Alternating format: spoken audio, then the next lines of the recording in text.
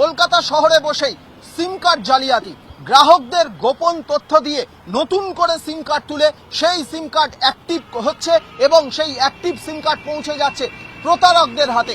এই অভিযোগে কলকাতা পুলিশের সাইবার উইং দুজনকে গ্রেপ্তার করলো। তিলজলা এলাকা থেকে একজন পিওএস অর্থাৎ মোবাইল দোকানের মালিক শুভেন্দু গায়েন, তাকে গ্রেপ্তার করেছে এবং এই শুভেন্দু গায়েনের কাছ থেকে প্রায় ১৫০০ সিম কার্ড উদ্ধার হয়েছে।